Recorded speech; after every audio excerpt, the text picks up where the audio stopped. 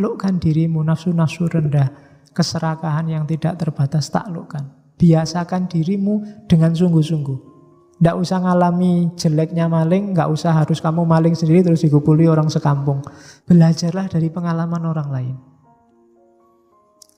Bacalah kisah-kisah orang soleh, belajarlah meniru mereka.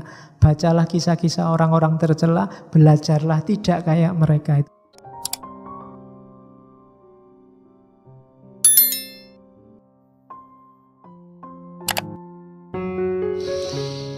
Bismillah, kita mulai. Ini kalau diomongkan gampang, cuma dijalani abot. Membiasakan dalam kebaikan sampai jiwa kita terlatih sehingga kebaikan keluar secara spontan dari diri kita, dan pada akhirnya kita sendiri yang akan melahirkan kebahagiaan. Jangan dikira kalau kita melakukan kebaikan itu efeknya untuk orang lain. Tidak, untuk diri kita sendiri. Jadi kalau kita melakukan hal yang baik, biasanya baik itu hubungannya sama orang lain, tapi sebenarnya manfaat paling besar untuk diri kita sendiri. Entah jenis dan level kebaikannya. Baik kebaikan yang sifatnya rasa, mahsusat, empiris, atau kebaikan makulat, kebaikan rasional. Sebab-sebab perbedaan akhlak. Kenapa orang itu akhlaknya bisa beda-beda? Katanya Ibnu Miskaweh ada 4. Yang pertama alamiah, wataknya orang memang ada yang gawan bayinya memang begitu. Itu ada, cuma kalau di Ibnu Miskaweh watak itu bukan sesuatu yang harga mati, masih bisa diubah dengan cara pembiasaan tadi. Tapi watak jadi sumber ketidakbahagiaan atau kebahagiaan, dan dia juga sebab perbedaan akhlak. Jadi yang pertama watak. Ya kalian di antara yang harus kalian baca, kalau filsafat itu kan mengenali diri. Pertama-tama pahami watakmu. Watak itu ya orientasinya jiwa, kecenderungannya jiwa. Suka ndak sama A, sama B, sama C, yang disukai apa, yang tidak disukai apa, itu watak.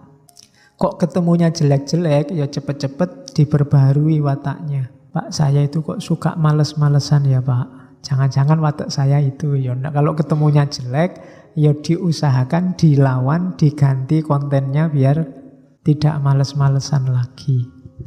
Saya itu kok cenderung santai apa-apa itu Pak, semuanya jadi keteteran. Ya berarti perbaiki, jangan nyerah. Oh mungkin watak saya sudah itu Pak, ya enggak. Sekarang watakmu sekarang ya, bisa diusahakan, besok tidak watakmu lagi. Jadi sebab perbedaan yang pertama watak.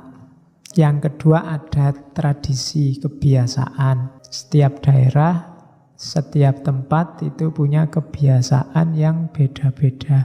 Kebiasaan di Jogja mungkin beda dengan kebiasaan di daerah asal kalian. Itu juga perilaku akhlaknya kadang beda. Yang ketiga ilmunya. Ilmu juga menentukan perbedaan akhlak. Yang keempat kesungguhan. Kesungguhan itu mau atau tidak kita serius.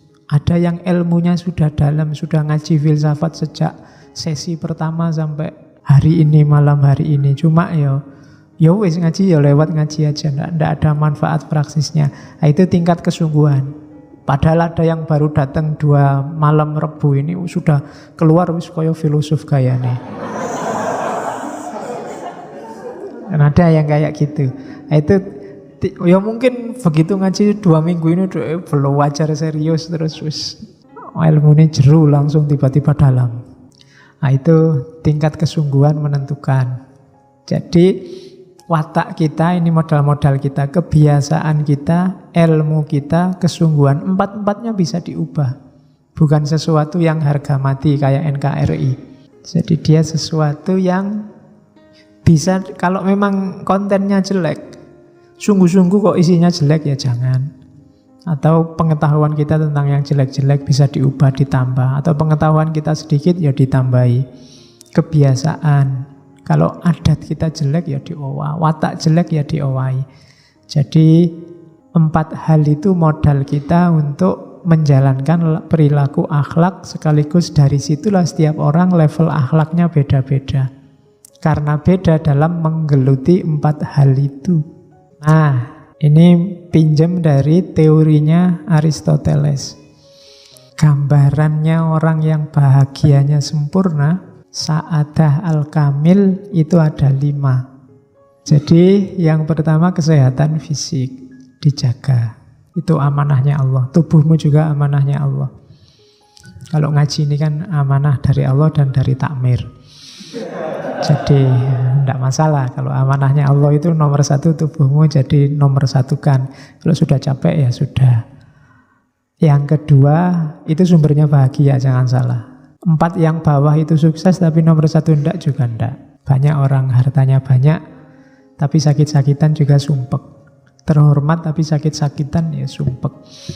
Jadi yang pertama sehat fisik, yang kedua mal, kepemilikan harta, yang ketiga kehormatan. Cuma kehormatan itu di kalangan orang terhormat. Kehormatan di kalangan yang tidak terhormat itu bukan kehormatan. Yang ketiga reputasi. Yang keempat sukses dalam berbagai bidang kehidupan. Ya, hidup itu kan dimensinya banyak. Kuliah itu kan bidang kehidupanmu, ya sukses itu bahagia. Kalau kuliah nggak sukses-sukses, mesti ya sumpek. Kemudian yang kelima, pikirannya lurus, keyakinannya sehat. Bermasalah dalam keyakinan juga problem.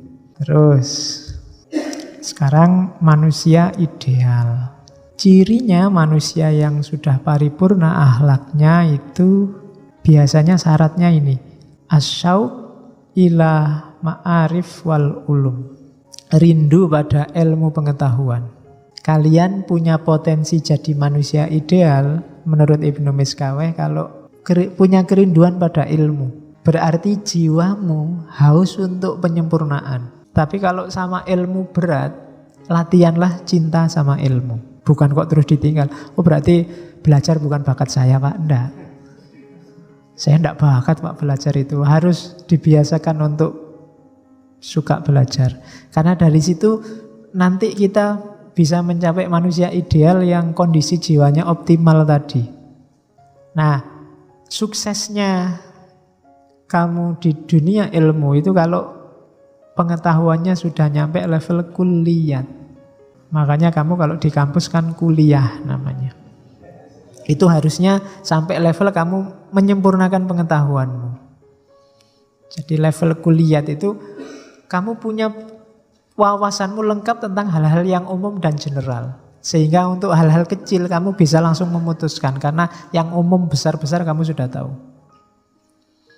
Itu namanya kuliah. Ada problem apapun akan selesai. Karena pengetahuanmu levelnya kuliah, tidak juz'iyat. Tapi saya sudah kuliah bertahun-tahun kok pengetahuan saya masih terpotong-potong Pak, belum kuliah. Ya berarti belajarnya nggak nyampe. Belajar terus sampai ke level kuliah. Ya kuliah statusnya aja. Atau kalau malu jangan disebut kuliah, juz'iyah. Ya, berangkat kemana pagi-pagi mau juz'iyah? Belajar sepotong-sepotong ilmu karena ilmu kita nggak nyampe. Ya, kuliah itu universalitas, hal-hal universal.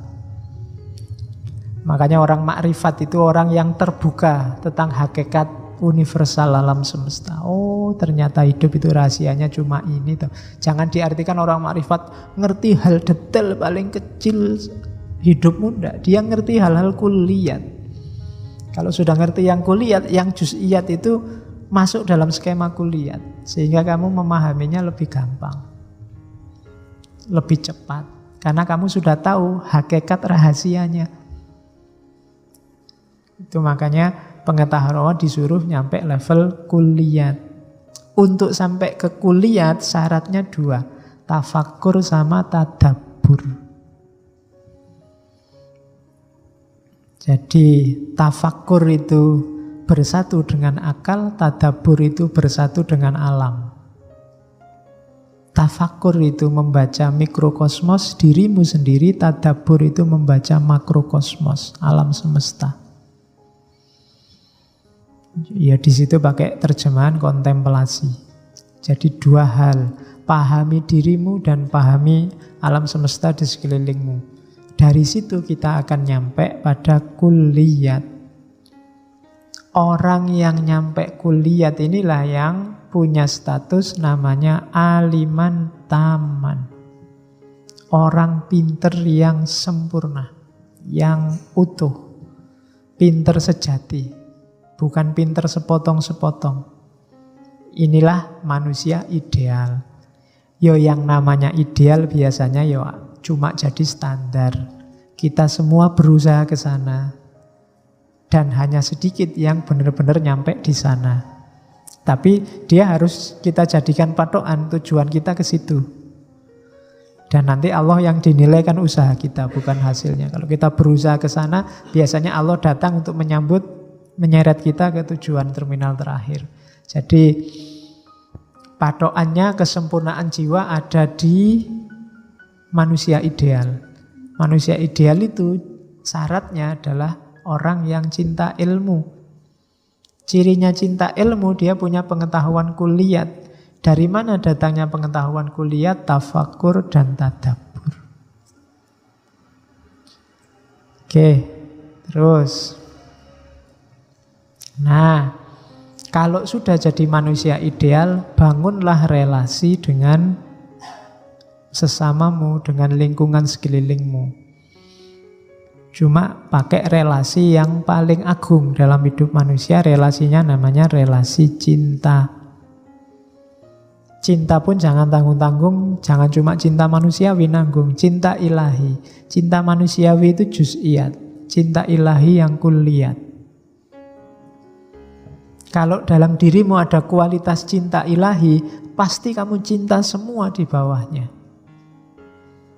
Tapi tidak kalau kamu memulainya dari cinta manusiawi. Kalau cinta manusiawi itu biasanya perlu usaha dulu untuk sampai cinta ilahi.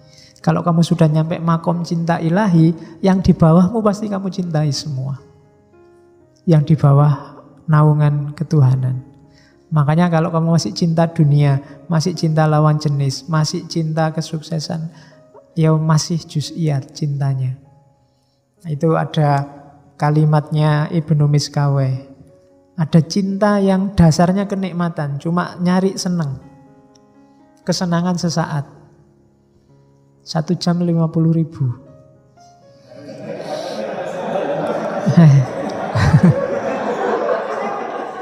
Iya.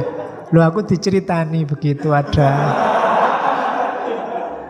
hotel-hotel melati tertentu itu jam-jaman sak jam 50.000. Lah kok murah? Ya, padahal itu cuma istirahat sebentar. Mbok kalau istirahat sebentar di masjid aja kan boleh. Gratis, tidak bayar. Kalau dasarnya kenikmatan, melekatnya cepat, hilangnya cepat. Jadi cepat loh itu, paling berapa menit kan kamu sudah. Pengennya kemerungsung kayak ya, tapi cepat selesai. Jadi itu dasarnya kenikmatan. Ya enggak cuma itu ya, kenikmatan makan, kenikmatan itu. Kalau pas lagi lapar kan kayak ya semua mau dimakan. Begitu makan sudah kenyang ya sudah selesai, cepet. Jadi hati-hati kalau kamu punya pacar, dasarnya apa kamu cinta aku. Kalau nyari kenikmatan ya cepet itu nanti datangnya dan cepet perginya.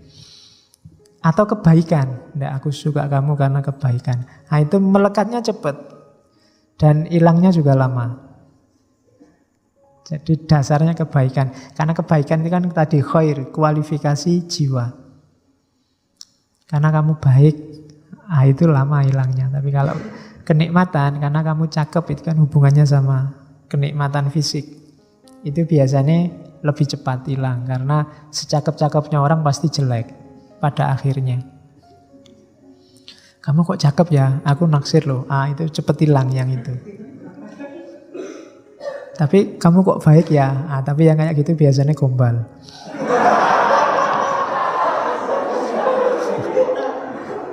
Aslinya yo nyari fisik. Tapi yang memang kebaikan, benar-benar karena kebaikan itu biasanya lebih tahan lama. Ada yang kemanfaatan. Kalau dasarnya kemanfaatan, Melekatnya lama, hilangnya cepat. Kamu suka karena temanmu ini punya motor dan kamu bisa memanfaatkan pinjam motornya. Nah, itu lama kamu bisa lekat sama dia. Kalau sudah lama-lama baru kamu tersentuh oleh temanmu itu. Tapi hilangnya cepat. Begitu motornya dijual ya sudah. Karena yang kamu ambil manfaat sudah hilang. Jadi kenapa kamu suka temanmu itu? Senang saya Pak, kalau ujian bisa nyontek. Begitu temanmu gak asik contekan ya sudah putus. Hilangnya cepat dan nyambungnya lama. Atau cinta yang dasarnya semua kebaikan. Nah itu berarti ya lekat sekali dan pudarnya lama. Cuma 4 hal ini levelnya cinta manusiawi, duniawi. Adalah yang merangkum semua cinta ilahi.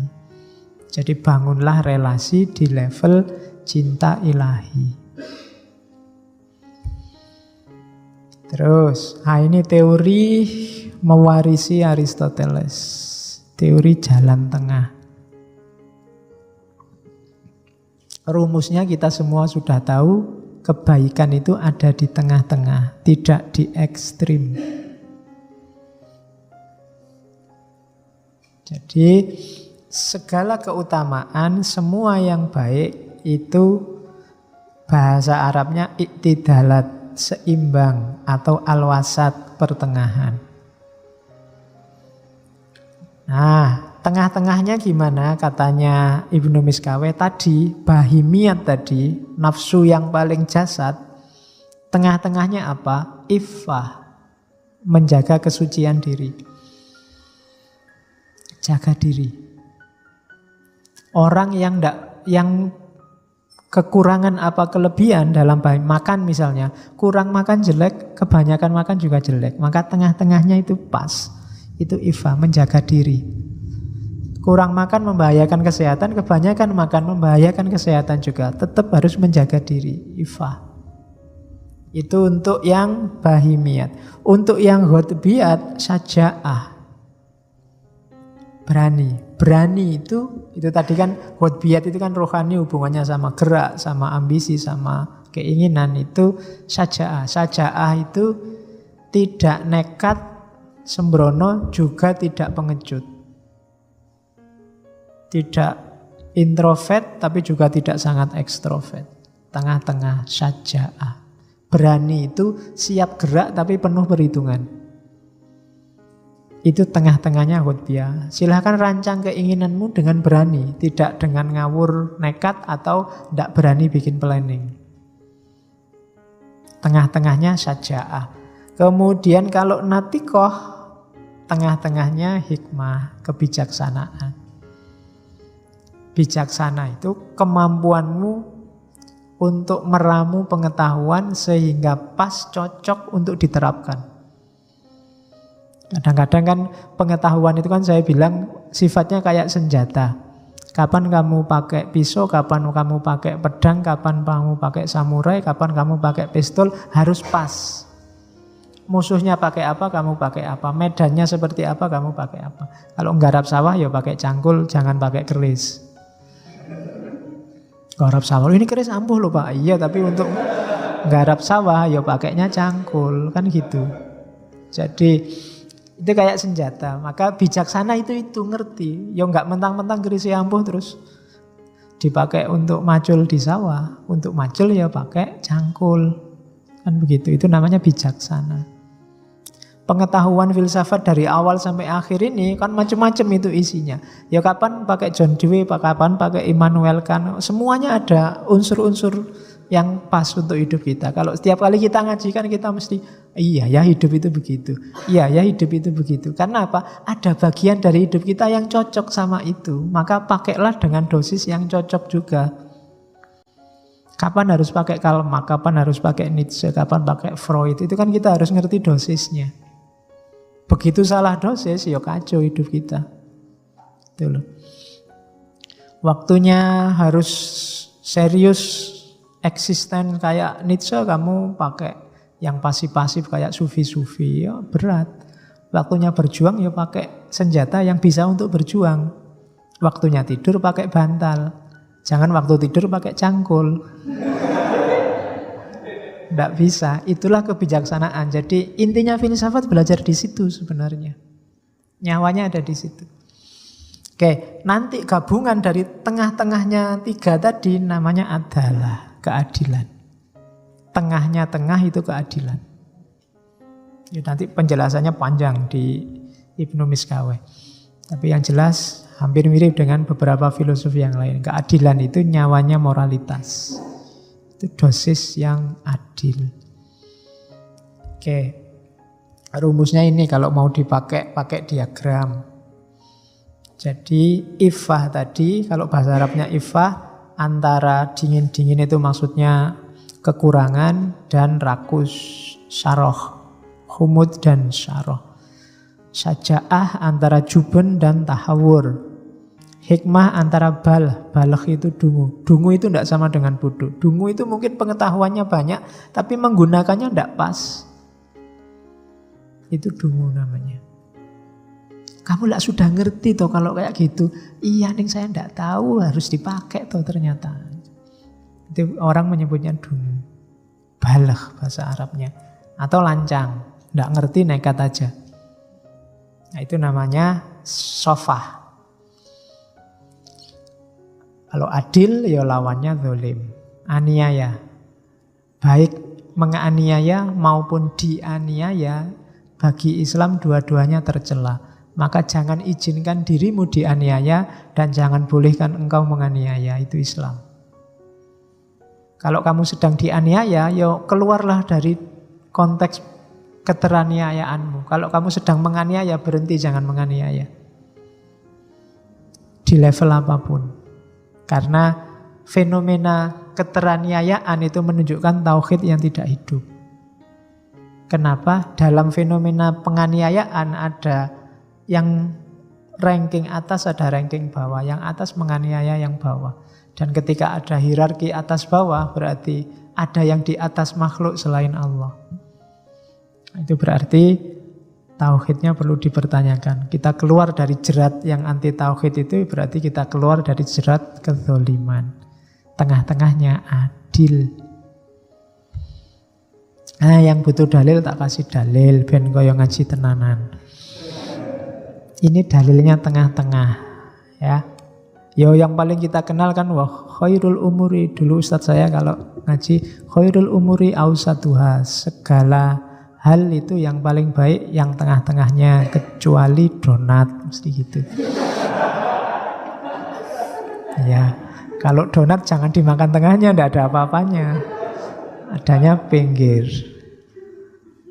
Oke, itu Al-Isra ya. Kita sering dengar ini. Wala taj'al yadaka mahlulatan ila unukika wala tabsudha kullal basti fatak uda malumam mahsura. Jangan jadikan tanganmu terbelenggu, jangan males-malesan. Atau jangan kikir. Wala tabsudha kullal basti, juga jangan boros. Nanti kamu menyesal dan tercela. Oh, itu kan maksudnya tengah-tengah. Jangan kikir, jangan pelit. Ya, kebajikan ada di tengah-tengah. Mentang-mentang sodakoh itu bagus, terus sodakoh semua aja. Itu tabsudha kullal basti namanya. Ya janganlah, kamu nanti pulang naik apa, besok makan apa, buat nyaur utang apa, ya harus dipikir. Jangan mentang-mentang sodakoh bagus, sodakoh terus sak dompet-dompetnya disodakohkan. Ndak. Bala tabsudha kullal basti. Meskipun juga jangan kikir, jangan disembunyiin kalau pas ada tarian. Ya kan? Oh, enggak ada uang besar semua gitu. Ya, sering ya gitu. Enggak ada yang kecil gitu. Ya besok kalau kalian jadi panitia minta sumbangan, bawalah uang kecil yang banyak. Ya. Kalau minta ke dosen, Pak, minta sumbangan, tidak ada yang kecil ya, saya ada kembaliannya, Pak. Jadi enak. Oke. Atau Al-Furqan, waladzina idza anfaqu lam yusrifu wa lam yakturu. Dan orang yang ketika menafkahi tidak berlebihan dan juga tidak pelit. Al-Furqan 67. Kalau Al-Furqan sebenarnya ada ayat bagus sebelum 67 itu yang wa ibadur rahmani alladzina yamshuna fil ardi haunan wa idza khatabal jahiluna qalu salama. Itu ayat untuk melawan orang-orang bodoh. Hari ini kan banyak orang tidak pinter ngomong semua di medsos. Dan itu diingatkan oleh Al-Quran. Kita yang pinter ya jangan kayak gitu juga. Jadi wa ibadur rahmani dan hamba Allah yang maha penyayang itu alladzina yamshuna fil ardi hauna. Kalau jalan di muka bumi dia tawadhu, menundukkan diri. Wa idza khatabahumul jahiluna, kalau ada orang-orang bodoh ngomong macam-macam termasuk tentang dirinya, qalu salama. Mereka hanya ngomong hal-hal yang menyelamatkan, hal-hal yang damai, hal-hal yang dingin. Kelemahan kita selama ini kalau ada orang ngomong jelek terus kita balas dendam ngomong jelek juga. Dia sudah mendahului ngomong jelek, aku ngomong jelek. Sana miso sini miso. Level kita akhirnya jatuh ke level mereka. Nah, padahal Quran nyuruhnya ndak wa idza khatabahumul jahiluna qalu salama. Ini ayat sebelumnya kalau enggak 63 64 Al-Furqan. Oke, ya bahanmu kalau disuruh kultum. Pakai itu ya. Judulnya anti hoak. Terus sumbernya sifat buruk karena tadi yang utama tengah-tengah, maka yang buruk itu lebih atau kurang. Kemudian katanya Ibnu Miskaweh secara umum ya orang itu sumber keburukan itu yang pertama kemarahan, yang kedua takut mati, yang ketiga kesedihan. Hati-hati kalau kamu sedang marah, atau sedang takut, atau sedang sedih. Pokoknya off dulu kalau sedang mengalami 3 hal itu. Karena biasanya pikiranmu tidak jernih. Yang keluar hal-hal buruk, tidak terkontrol. Kalau di Ibnu Miskaweh, kemarahan itu bisa melahirkan ujub, sombong, merasa besar, iftikhor, bermegah-megahan, cekcok, mirok, menang sendiri, lajat, muzah. Muzah itu ketawa-ketawa, gurau. Mak lampir itu kan, kalau dia kan ketawa terus itu. Itu karena dia punya niat jahat, marah, ingin menyesatkan orang, terus dia mesti ketawa. Nah, hati-hati dengan orang yang ketawa terus. Ya ketawa ya sekali-sekali, neng ojo, guyu terus. Mengeraskan hati kalau katanya Nabi. Muzah. Jadi biasanya orang marah juga begitu, menyepelekan orang. Jadinya muzah, menertawakan orang lain. Membohongi diri, tidak sadar berapa kapasitasnya, merasa dia besar luar biasa, berhak balas dendam. Istihza, mencemooh orang lain, menertawakan orang atau menindas orang lain. Dan jangan mudah takut, termasuk takut mati. Mati itu tidak perlu ditakuti. Orang takut mati karena tidak tahu hakikat kematian, tidak tahu nanti setelah mati ada apa, tidak tahu kalau jiwa itu kekal, menganggap mati itu berat luar biasa, takut siksaan setelah mati, tidak tahu yang dialami setelah mati, takut meninggalkan keluarga, harta, dan lain-lain. Tidak usah ditakuti, belajarlah tentang kematian, nanti kamu akan paham. Ya nanti entah sesi kapan kita ngomong filsafat kematian. Kalau kamu berani. Ada beberapa filosof barat timur termasuk Jawa yang ngomong tentang kematian. Bahkan tembang Jawa itu simbol-simbolnya simbol kematian. Beberapa. Oke, kalau kesedihan katanya Ibnu Miskaweh sumbernya biasanya 2. Berpisah dari yang dicintai atau gagal meraih yang dicintai, meraih yang dicari. Ya karena yang dicari biasanya yang dicintai itu. Jadi perpisahan dan kegagalan, sumber kesedihan. Diinget-inget ini ya, begitu kamu, wah aku mengalami perpisahan ini, off dulu. Karena kamu sedang sedih itu mesti. Atau gagal, itu coba jangan mutusin apa-apa dulu. Tenangkan dulu pikiranmu, sampai jernih lagi baru berpikir. Sedang takut luar biasa, itu juga hati-hati. Orang takut itu biasa, makanya cowok-cowok kan sering ngajak pacarnya nonton film horor. Karena waktu takut itu pikirannya nggak jalan ya, ngerangkul ya. Jadi enggak, jangan. Kalau takut off dulu. Yo, kalau lihat film horor dipikir dulu. Kira-kira. Ya. Oke, makanya kalau lihat film horor berdoa saja semoga tidak takut atau semoga nggak ada hantunya. Nggak jadi nonton film horor. Masa sudah ngopi film horor sudah mau dilihat waktu hantunya keluar malah merem. Nggak berani aku lihat, jadi jangan lihat film horor, Mas. Wong ya sudah nyewa film horor kok nggak mau lihat. Oke. Adat wal jihad. Biasakan diri dan jihad. Jadi jihadun nafas ini memperbaiki akhlak. Taklukkan dirimu, nafsu-nafsu rendah, keserakahan yang tidak terbatas, taklukkan. Biasakan dirimu dengan sungguh-sungguh.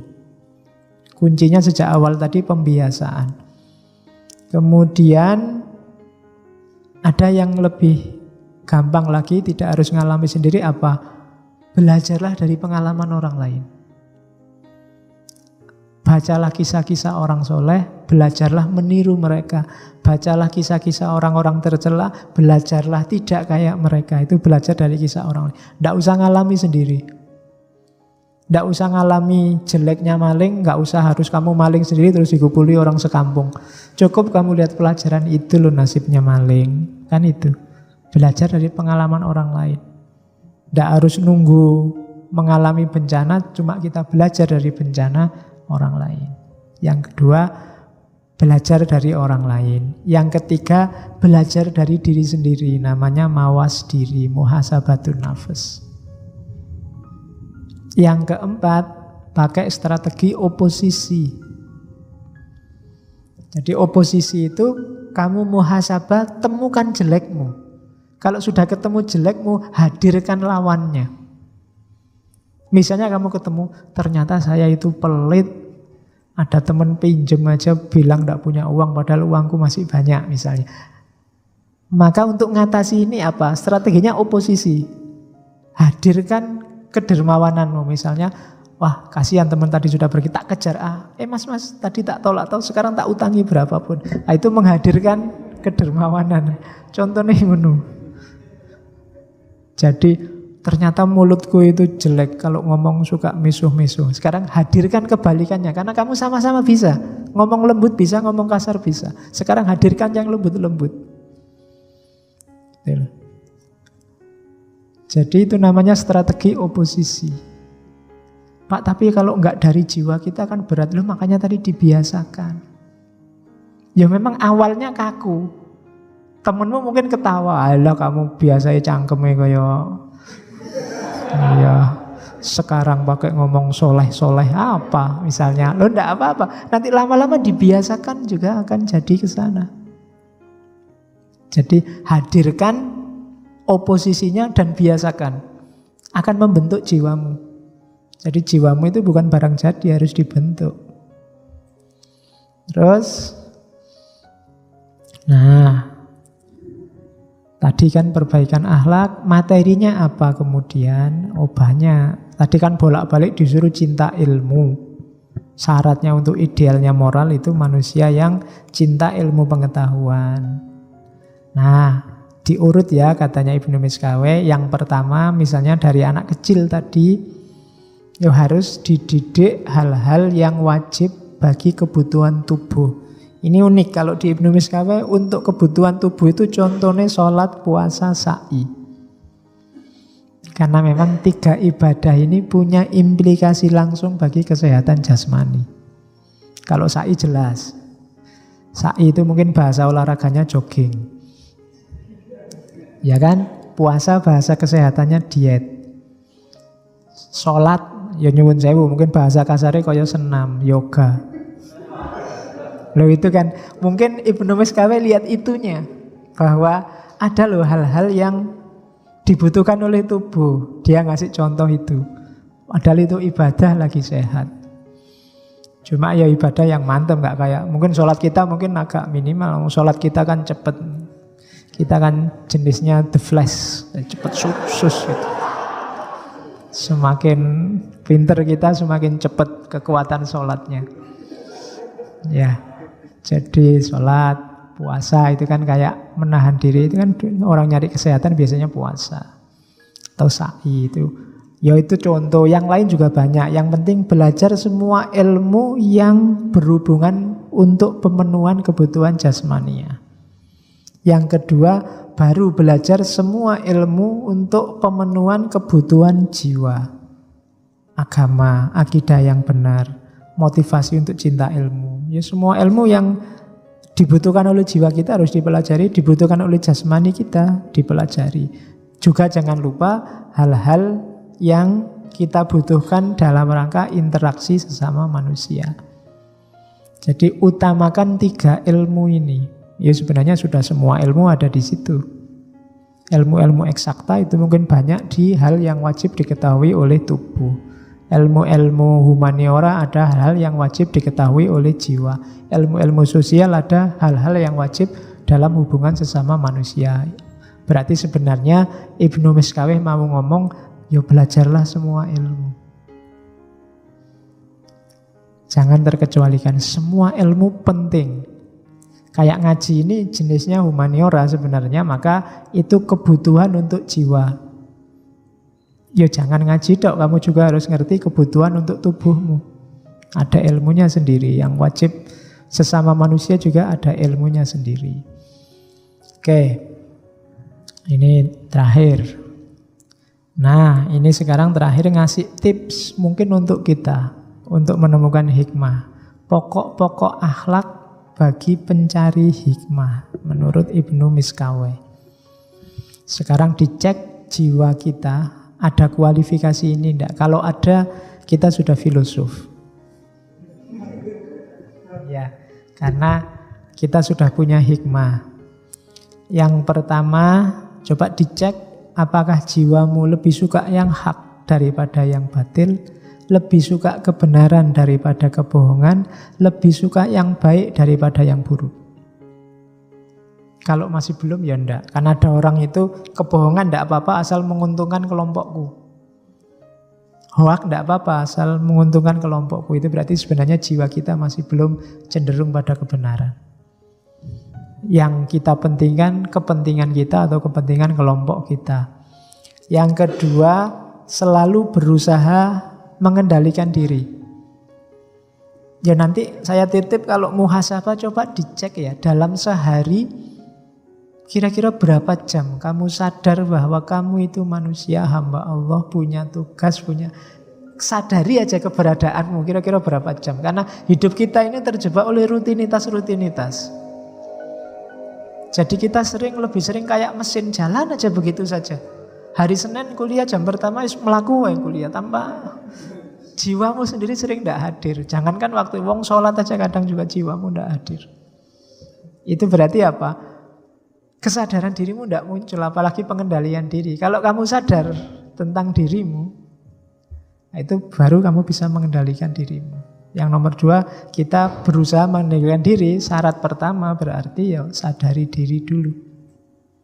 Sering-sering kalau lagi ngapa-ngapain coba dicek. Oh iya ya, sekarang aku ada di sini ngasih ngaji, tadi di kampus. Aku ini sekarang posisinya sebagai yang ngasih wawasan, tapi apa ya pantas aku kayak gitu kan, kesadaran bahwa aku sekarang ada di sini. Kamu ngaji di situ mungkin ya sambil melayang kemana-mana pikiranmu. Tapi coba hadirkan dirimu. Menghadirkan diri sendiri itu tidak gampang juga. Tiap hari harus latihan. Nikmati hidupmu. Hidupmu itu tidak panjang. Tidak ada hadisnya Nabi. Tidak ada orang hidup setelah ini 100 tahun. Setelah ini masih hidup juga. Berarti pendek hidup kita. Seringlah hadir dalam hidupmu sendiri. Karena kamu sering tidak hadir. Apalagi orang yang jatuh cinta. Yang hadir pacarnya terus. Di sini itu isinya orang lain, mungkin dosen pembimbingnya, mungkin ya kan, tukang warung, mungkin pokoknya nggak pernah dirinya sendiri hadir dalam pikirannya.